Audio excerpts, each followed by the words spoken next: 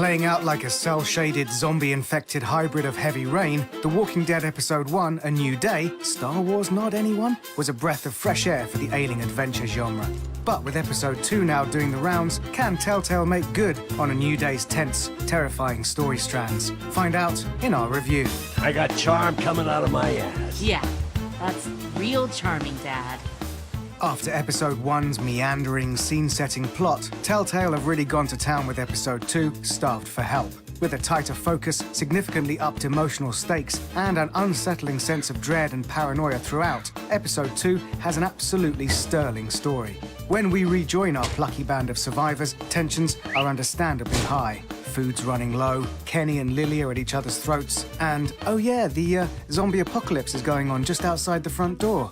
But forget the undead for a second. Starved for Help is a story of man versus man. Mysterious convict Lee Everett is still in the middle, grounding the group, but even he has to make some tough choices in this grimly violent sequel. And with a swift relocation to the seemingly idyllic St. John's Farm, Starved for Help is a creepy tale of personal survival that completely nails the episodic tone of Robert Kirkman's bleak comics. There's today's food rations, but there's not enough for everyone. Good luck. Whereas Episode 1 had the unenviable task of setting up an almost entirely new band of characters, Episode 2 gets stuck in straight away.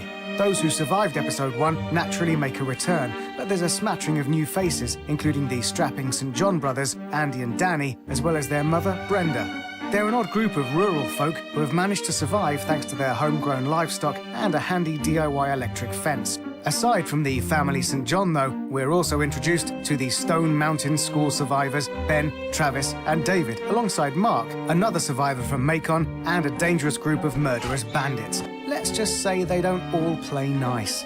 It's an overcrowded group of characters for sure, but it really helps to expand the Walking Dead world Telltale are trying to create. Molly!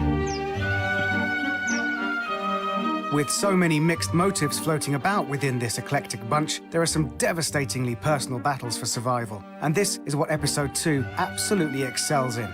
Creating a palpable sense of fear and paranoia, Starved for Help finds its horror in man's inhumanity to man. Deep it may be, but it makes for some absolutely nail-biting suspense.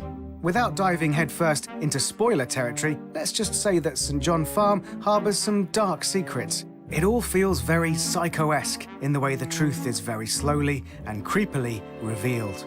And while Starved for Help can't reach the lofty heights of Hitchcock, it does a bang-up job of keeping you on the edge of your seat for the best part of 2 hours. It certainly helps that Telltale are canny enough to drip-feed plot points at exactly the right story beats to keep you glued to your screen. Come on, I'm sure there's still a few more.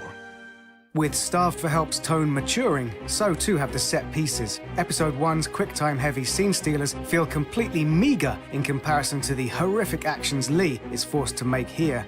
Choice is the name of the game again, and the consequences are never good. Whether it's aiding a teacher caught between a bear trap and a ravenous undead horde, or choosing the fate of an unconscious survivor, Starved for Help really piles on the weight of consequence. It's all shot through with a smattering of ultra-violence that makes the first episode look all cute and cuddly. This violent tone is set straight away with a brutal amputation that'll have you wincing for weeks to come. Sadly, the effects of your choices from Episode 1 fail to register. Characters who died previously aren't mentioned, and the changes for the most part are trivial. Here. Oh, heck yes! Is there peanut butter?